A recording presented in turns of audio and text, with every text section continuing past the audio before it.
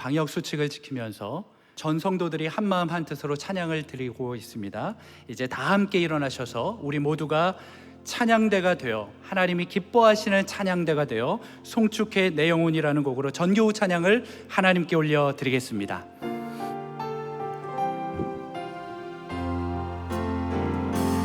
송축해 내 영혼 내 영혼아 거룩하신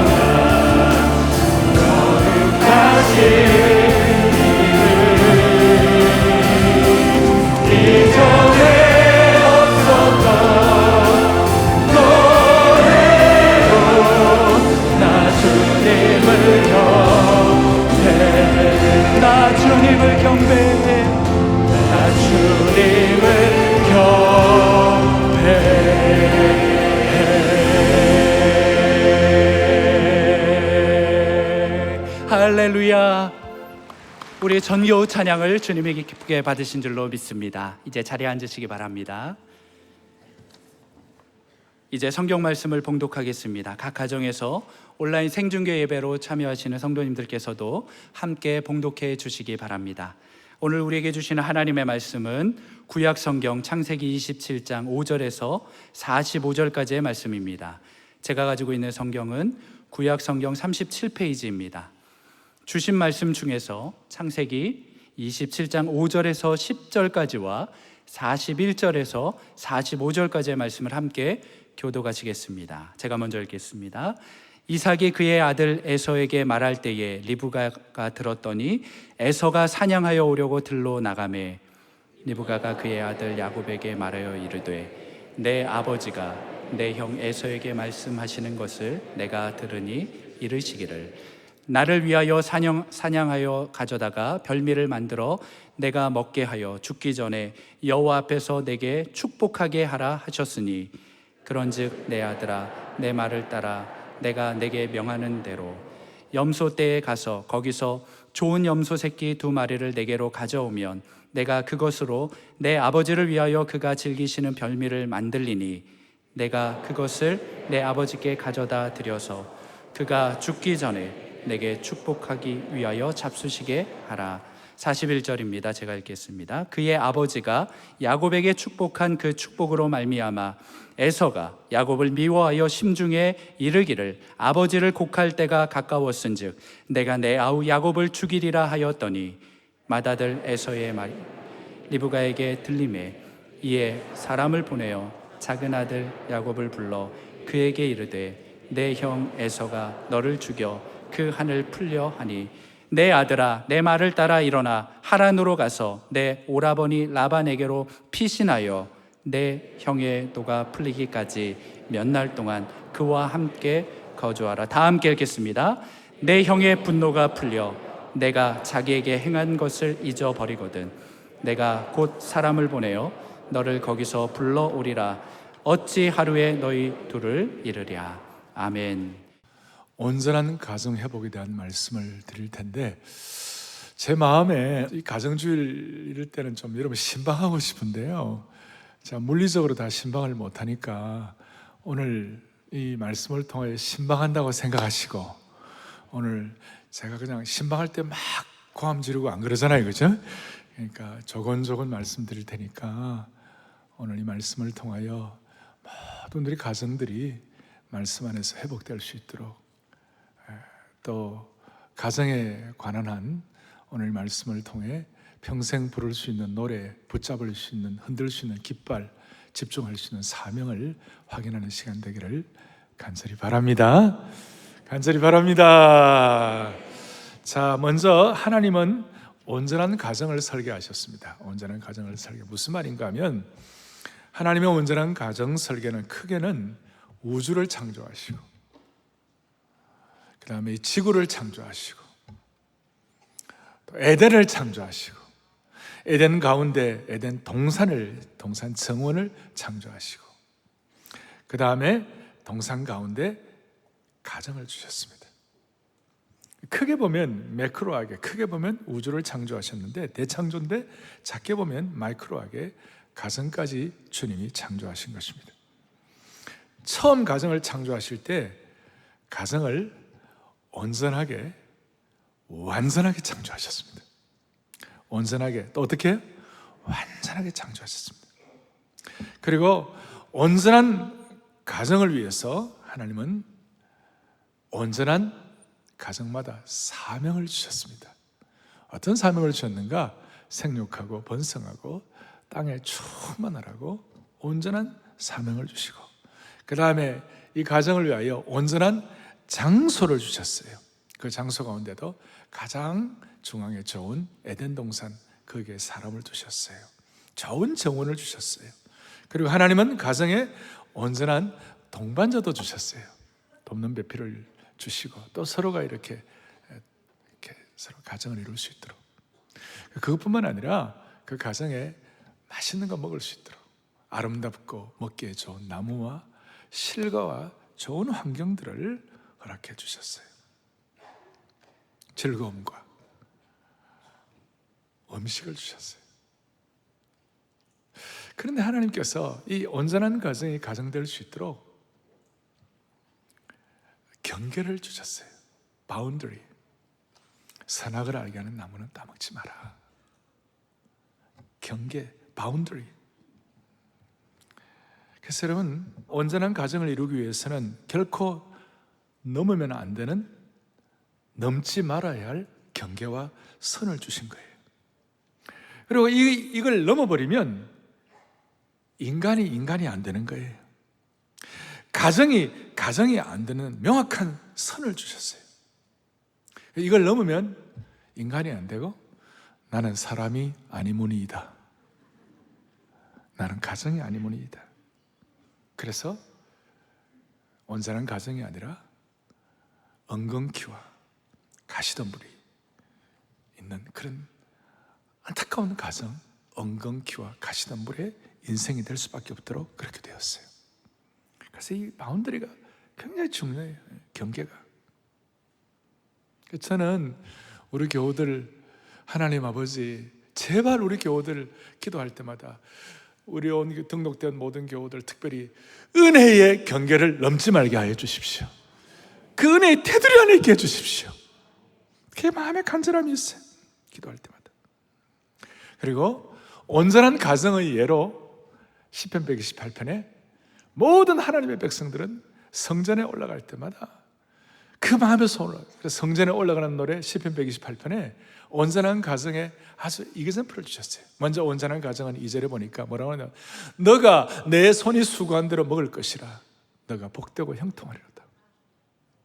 여러분, 요즘 우리가 내 손에 수고한 대로 먹지 못하는 그런 일들도 얼마나 많아요. 땀 흘리고 수고하는데 열매가 부실하고 그냥 어떤 결과가 좋지 아니하고 그런 일도 많이 있는데, 하나님께서 온전한 가정을 이룰 수 있도록 기도하면서 이렇게 하나님의 백성들이, 여러분들이 오늘 이 예배당에 나온 것도 사실 따지고 보면 은혜의 바운다리 안에 있는 것이에요. 은혜의 경계선 안에 있는 것이에요. 이건 큰 우리에게 특권이에요. 그리고 예배당에 올 때마다 너가 너의 손이 수고한 대로 먹을 것이라 온전한 가정상을 주시는데, 어떤 뜻이에요?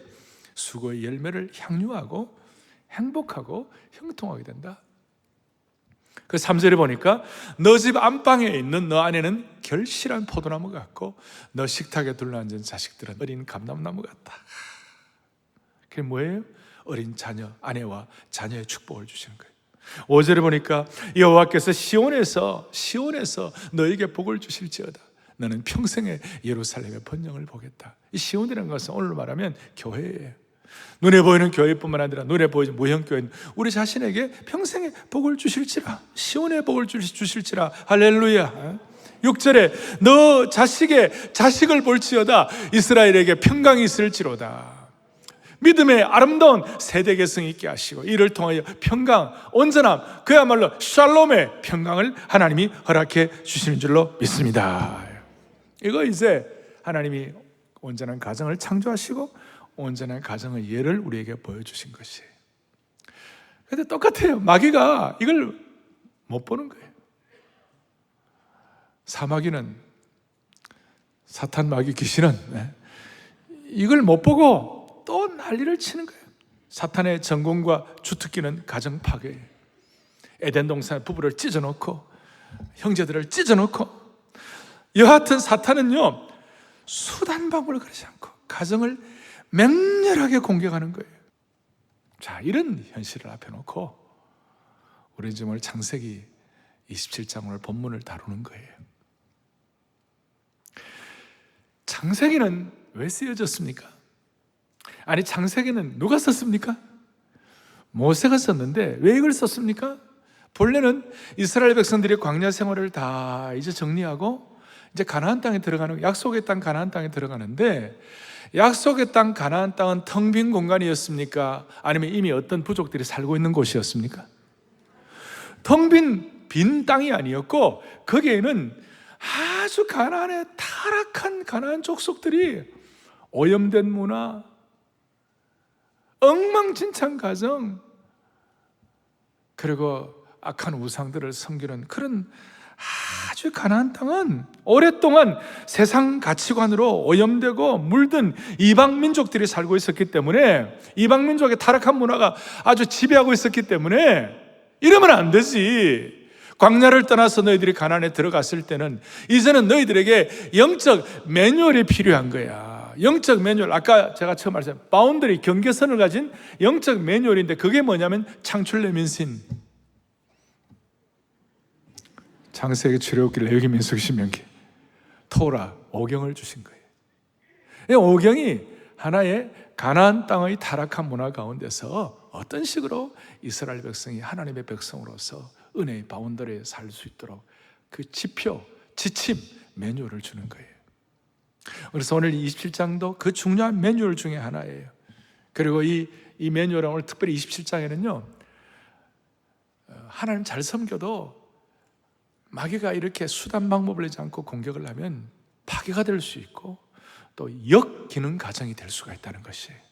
그래서 이런 파괴되고 공격당하고 역기능의 가정을 통하여 우리는 반면교사로 삼고, 오늘 말씀 가운데 사랑의 교회와 오늘 이 말씀을 듣는 모든 주의 권속들은 온전한 가정들로 회복되기를 소망합니다.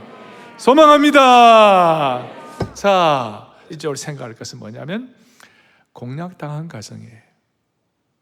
여기 창세기 27장에 오늘 보니까 1절부터 46절까지 전체 긴데요, 오늘 이제 말씀 마치고 나면 다시 집에 가서 한번 더 읽어보세요. 더 이제 실감 있게 와닿을 것이에요. 여기는 아빠 엄마가 있고 아들 둘이 있어요. 근데 좀 문제가 생겼어요. 아버지는 맏아들 에서를 편애하고 사랑하고, 엄마 리브가는 둘째 아들 야곱을 편애했습니다. 그걸로 끝나면 좋은데 이제 거기에 이제 문제가 생기기 시작했어요. 오늘 4절에 이런 내용이 나옵니다. 4절에 내가 즐기는 별미를 만들어 내게로 가져와서 먹게 하여 내가 죽기 전에 내 마음껏 너에게 축복하게 하라. 아버지 이삭이 자기가 편애하는 맏아들 에서에게 소곤소곤 비밀로 아내와 둘째 아들 모르게 별미를 만들어 갖고 오라. 그리고 내가 너에게 축복하겠다. 뭐 겉으로 볼 때는 있을 수 있는 것 같지만 사실 이거는 하나님의 계획과는 이거는 상충되는 것이었어요. 앞에 25장에 보면 뭐라고 나와 있냐면 큰 자가 어린 자를 섬기리라. 하나님은 그렇게 하셨어요. 그리고 이것은 자기 아내도 알고 자기도 알고. 여러분, 이삭이 어떤 사람이에요? 이삭은 하나님의 말씀이라면 껍벅 죽는 사람이고 순종의 대명사예요. 이삭은 모리아산에서 이삭이 아브라함을 통하여 제물로 바쳐질 때에 그냥 그 아브라함의 노년기였기 때문에 제물로 바쳐지려고 할 때 이삭이 도망갈 수도 있었고 아버지를 힘으로 제압할 수도 있었지만 순종하여 제물대도 좋다. 순종의 사람이었어요. 오늘 여기 보니까 하나님의 계획을 순종하지 아니하고 자기 생각대로 맏아들을 축복하려고 하는, 그래서 하나님의 말씀을 불순종하면서까지 맏아들을 축복하는 계획, 그걸 보면서 사실 이때 이삭이 눈이 좋지 않았어요. 눈이 흐려졌어요. 그러니까 피지컬리 육신적으로 눈이 흐려졌고 동시에 영적으로도 판단력이 흐려진 것 같아요. 천하의 이삭도 이럴 때가 있는 거예요. 그래서 우리 연세 드신 어른들은 항상 조심해야 돼요. 주여 사랑의 교회와 한국교회 어른들 영안이 흐려지지 말게 하여 주십시오.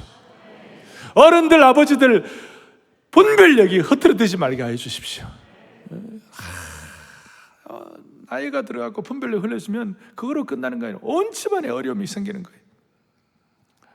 그런데 이제 이삭이 이렇게 막 계획을 세웠는데 이 계획이 틀어져 버렸어요. 왜냐하면 비밀은 없어요. 그거 누가 들었어요? 아내 리브가가 다 들었어요. 부장안의 얘기를 엿들었어요. 사랑하는 성도 여러분, 불순종할수록 비밀이 많이 생깁니다. 그리고 아내 리브가는 이삭의 계획을 야곱에게 얘기하고 남편 이삭을 속일 또 다른 계획을 꾸몄습니다. 그 계획이 뭐냐? 쭉 이제 오늘 말씀의 스토리예요. 이삭을 위하여 별미를 만들고 야곱이 음식을 갖고 가서 아버지에게 드리고 아버지에게 축복받게 하는 이제 그런 계획을 세우니까 야곱이 12절에 뭐라고 얘기하냐면 내가 아버지의 눈을 쏘기면 되겠냐고. 내가 아버지의 눈에 쏘기는 자로 보일지라 복은 고사하고 저주를 받을까 하나이다. 야곱이 이제 그런 얘기를 하는 거예요.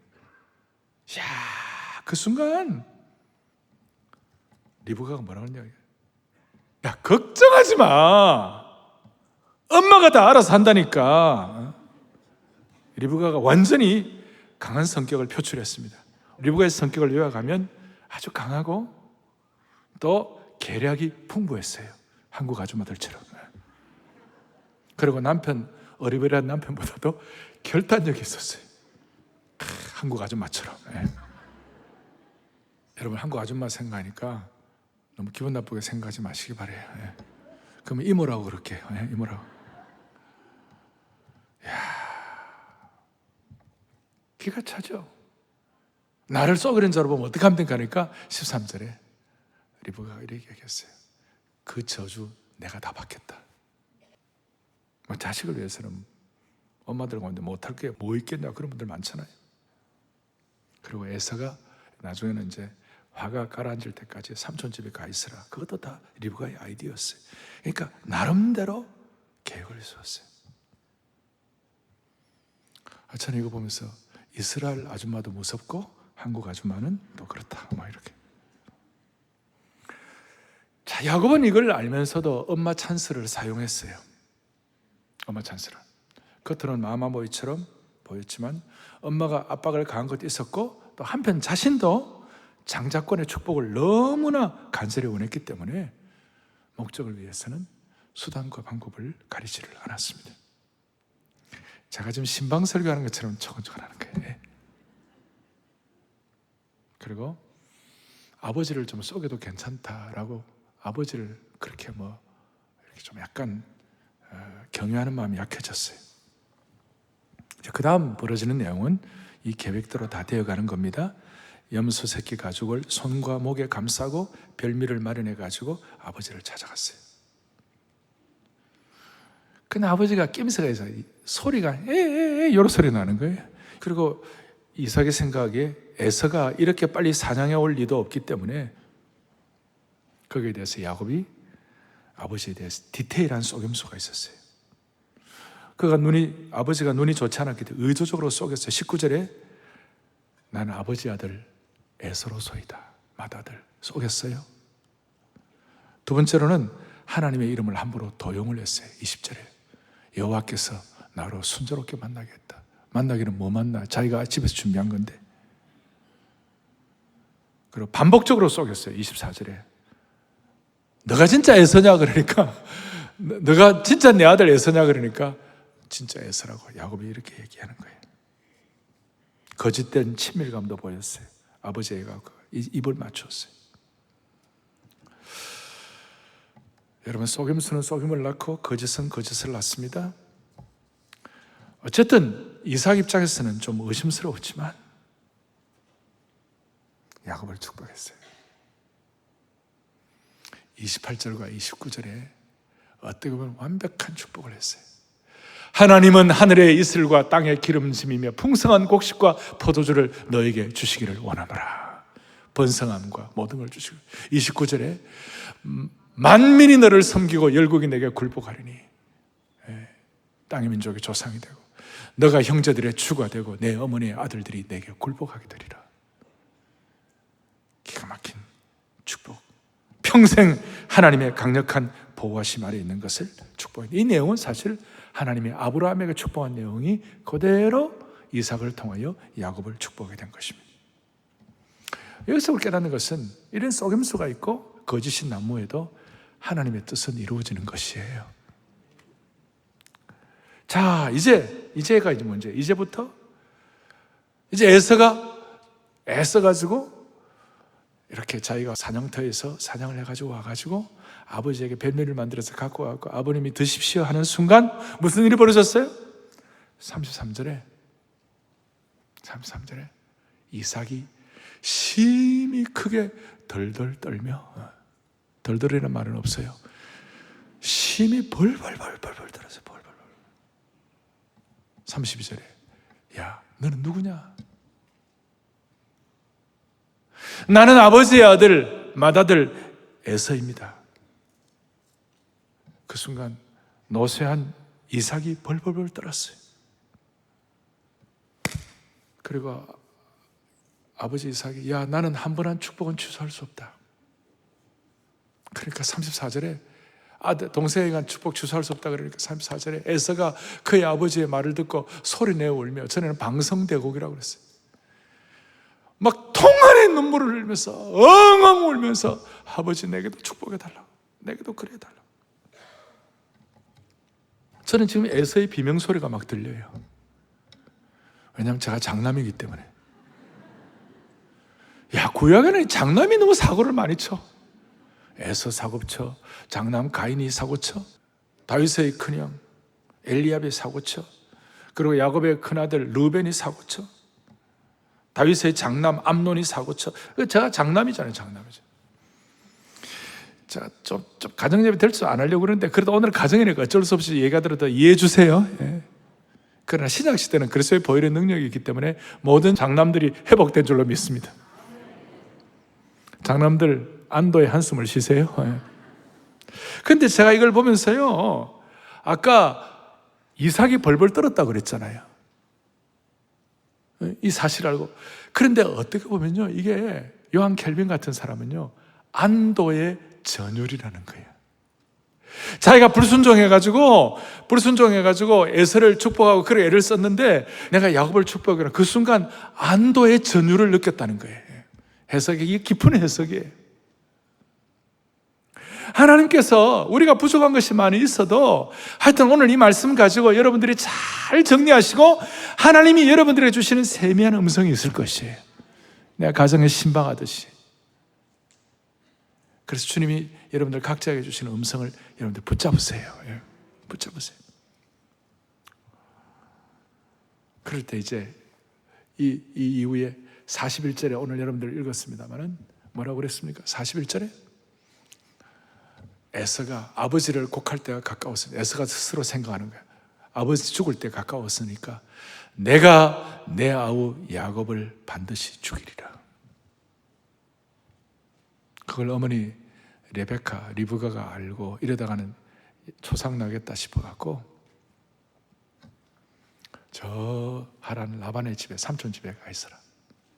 며칠만이라도 가 있어라.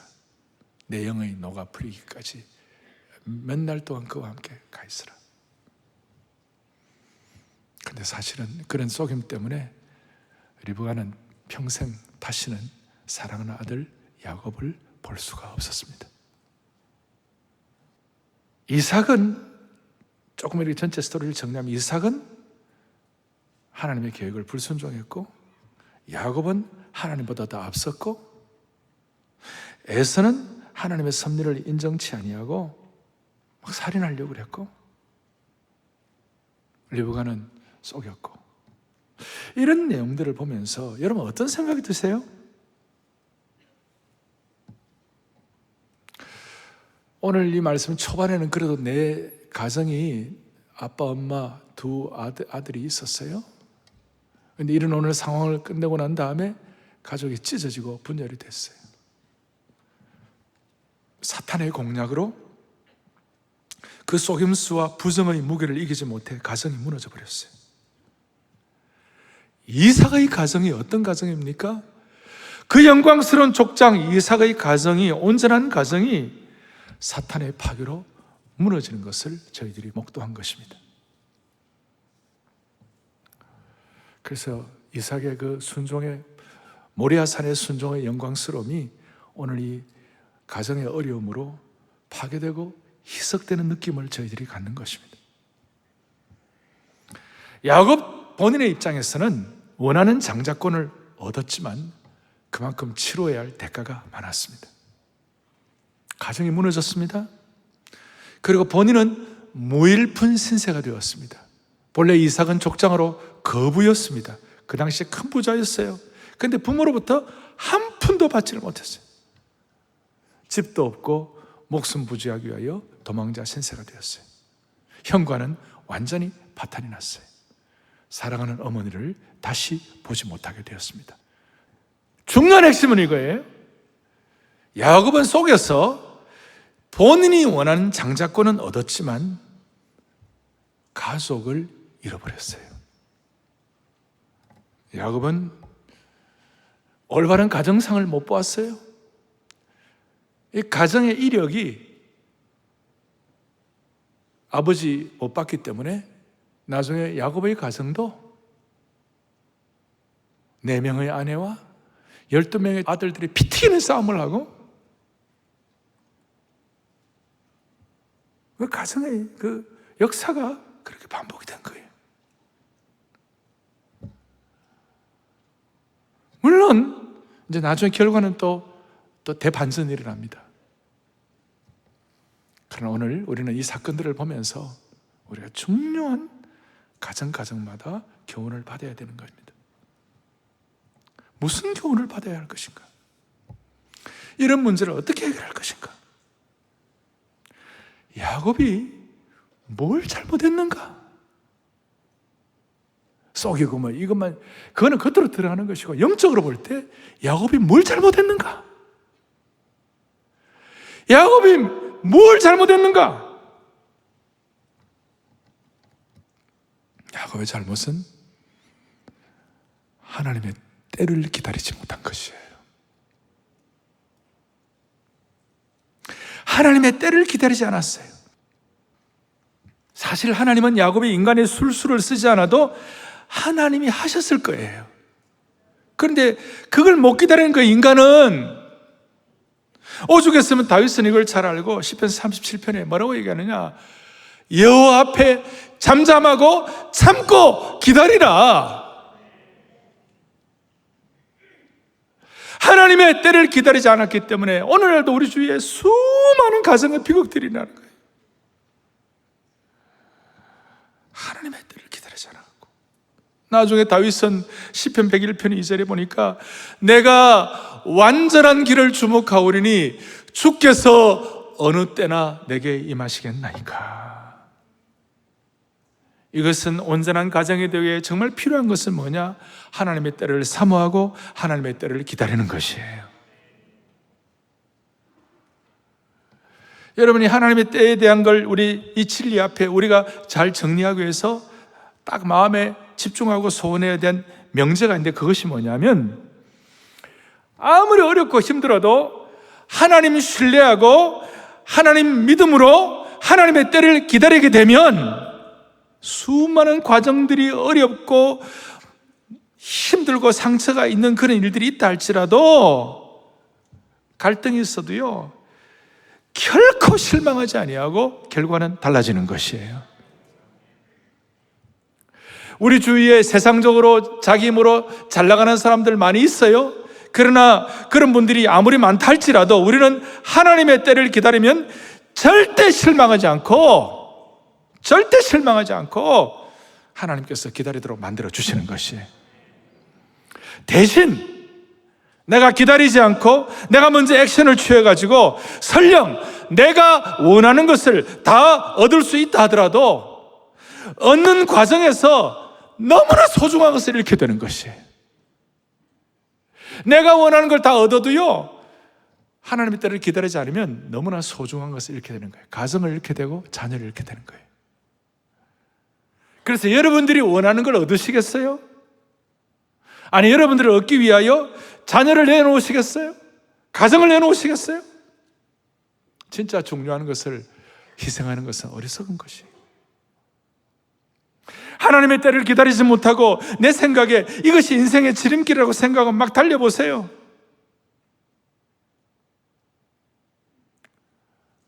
하나님의 사람들은 반드시 하나님은 하나님의 때를 통하여 그 그릇을 만드시고 인격 다듬으시고 거기에다 하나님 소중한 거 넣어주시는 거예요. 그거 좀 기다려야 되는데 그걸 못 기다려요. 야곱은 자신의 생각대로 에서를 앞서려고 계획했다가 가족을 잃어버리는 안타까운 결과를 얻은 겁니다. 시편 106편 15절에 시편 기자는 뭐라고 말합니까? 그러므로 여호와께서는 그들이 요구한 것을 그들에게 다 주셨을지라도 그들의 영혼은 쇠약하게 하셨도다. 하나님의 때를 기다리지 못하고 자기 원하는 거 다 해도 결국은 그에게 너무 중요한 것을 잃어버리고 가정을 잃어버리고 자녀를 잃어버리고. 사랑하는 여러분, 하나님은 우리의 삶 가운데 하나님의 뜻을 이루기 위하여 하나님은 우리 도움이 필요하지 않아요. 하나님은 원하시면 언제든지 나를 축복할 수 있고, 하나님이 원하시면 언제든지 나를 높여줄 수 있고, 하나님은 원하시면 언제든지 우리 인생의 장자권을 주시는 것이에요. 하나님의 때를 위하여 하나님은 야곱의 도움이 필요한 것이 아니었어요. 그 리브가의 영악하고도 영특한 계획이 필요한 것이 아니었어요. 하나님은 하나님의 때에 필요하면 기적을 일으키시든지 상황을 바꾸시든지 이삭의 마음을 움직이시든지 어쨌든 간에 하나님의 뜻을 이루실 거예요. 정리를 하면 우리는 하나님의 때를 기다리는 훈련을 해야 돼요. 하나님의 때를. 가정과 개인에게 하나님의 뜻을 기다리는 훈련을 해야 돼요. 어떻게 해요? 주의 눈앞에 하나님의 뜻이 하늘에서 이루어진 것처럼 주여 우리 가정에도 하나님의 뜻이 이루어지게 하여 주십시오. 우리 가정에도 하나님의 뜻이. 만약에 야곱처럼 나의 뜻이 이루어지기를 원합니다라고 얘기하면서 수단 방법을 가리지 않는다면 하나님이 이렇게 말씀할 거예요. 그래, 좋다. 너 뜻 이루어지기 위하여 너 뜻 이루어져라. 대신 너의 뜻이 이루어지기 위하여 반드시 너의 가정과 너의 자녀가 희생된다고. 어떻게 보면 두려운 말씀이에요.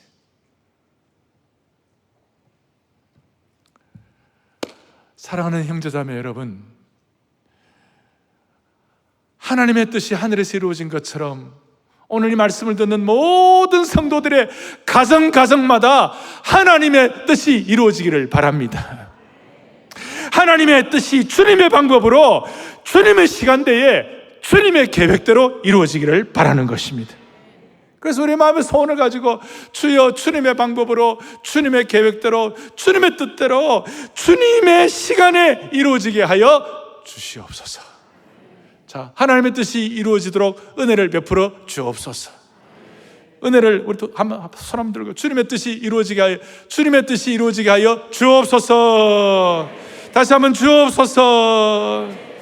이것이 여러분 얼마나 중요한 거면 포스트 코로나, 앞으로 코로나 이후에 한국교회 어떻게 될 것인가? 포스트 코로나 시대에 앞으로 한국교회는 어떤 사람들은 분립 개척을 한다. 어떤 사람들은 SNS 사이에 온라인 교회를 차려야 된다. 믿음의 세대를 다 이렇게 중요하다. 이게 다 필요는 하겠지만, 그러나 포스트 코로나 시대에 정말 중요한 것은 가정이 회복되어야 하는 것이.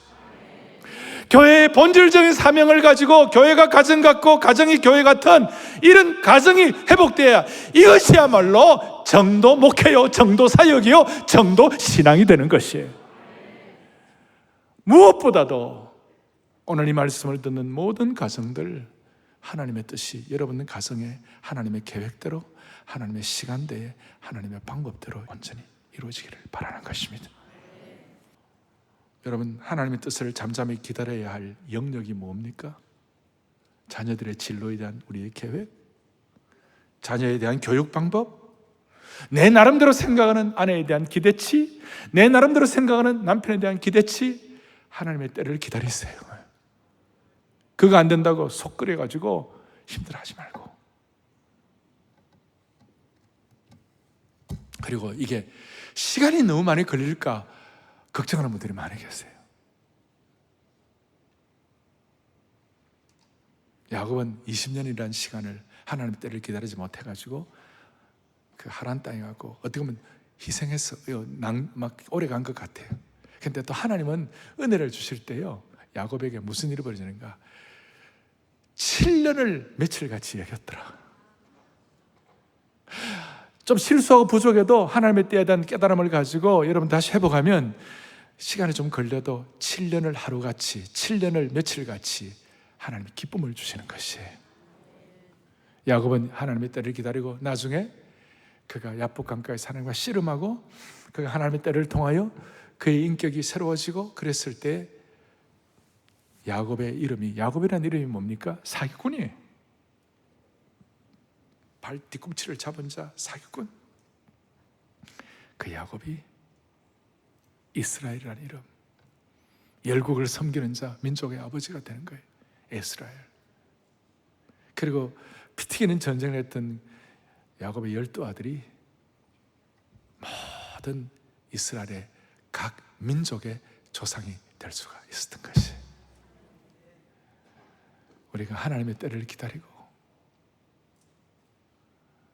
하나님의 때를 소망하고 하나님의 때를 기도하면 우리의 이름을 이스라엘로 바꿔주시고 수많은 시간들이 7년을 하루같이 만들어주시고 우리 자녀들이 민족의 조상들이 될 것입니다.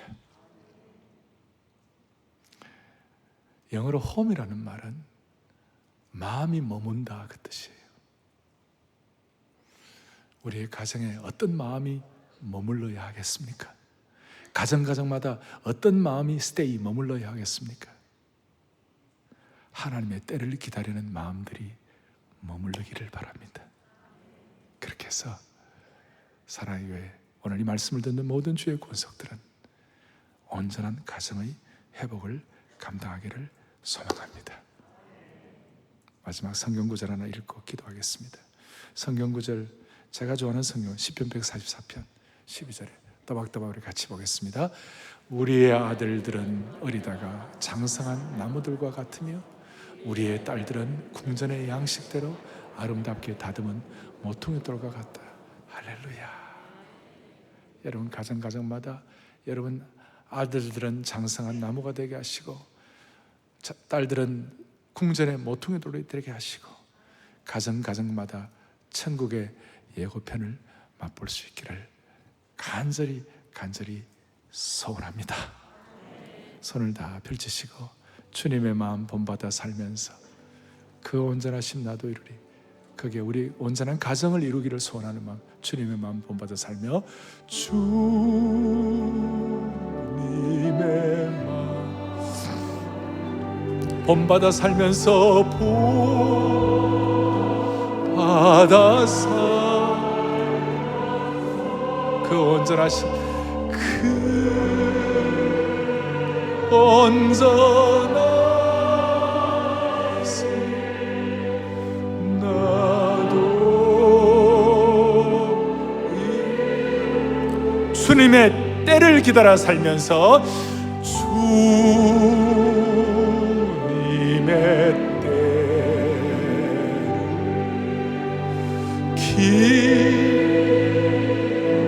우리의 마음의 소원을 가지고 기도의 제목으로 하나님께 얹어놓으세요. 그 온전하심, 그 온전하심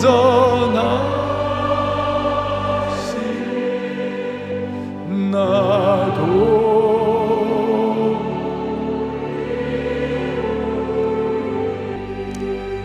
기도하겠습니다. 하나님 아버지, 자비로우신 하나님 아버지, 하나님의 때를 기다리지 못해 일어났던 수많은 아픔과 어려움들 강물에 다 떠내려 보내게 하여 주시옵시고, 이제는 하나님의 뜻이 하늘에서 이루어진 것 같이 우리 모든 가정들마다 주님의 뜻을 이루는 가정으로 삼아 주시옵소서.